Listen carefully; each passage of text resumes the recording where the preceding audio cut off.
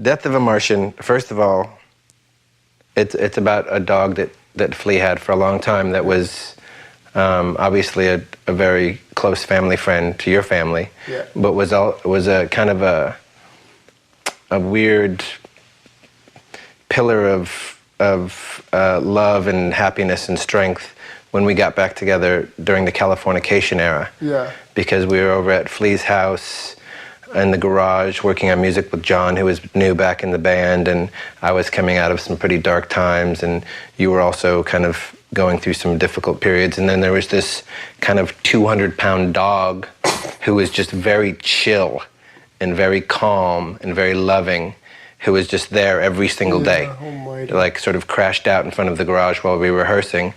And to me, it was very special. It was like she was sort of like our little spirit guide through that time. Right. And even though she was bigger than any one of us. And she was bigger than us. She's even bigger than Chad.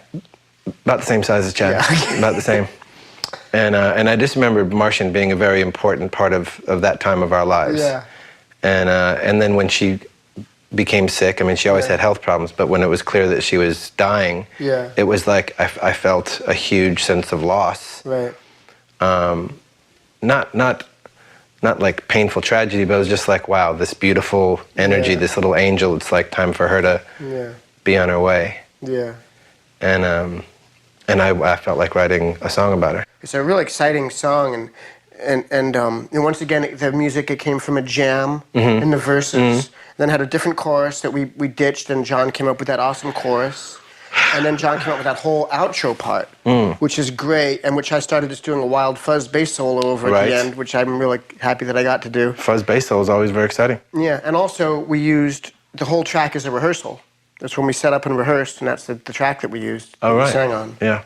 Yeah, it's just a rehearsal track, and so it's a live rehearsal track, and it's really fucking banging. It bangs. Yeah, and the poem at the end was really one of those accidents.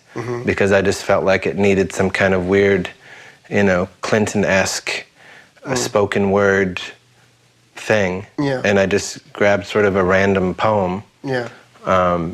And the first time I did it, it fit exactly. You didn't write the poem specifically for the track, you just had it? No, I pulled it out of a book of poems. So great you wrote a song about Martian.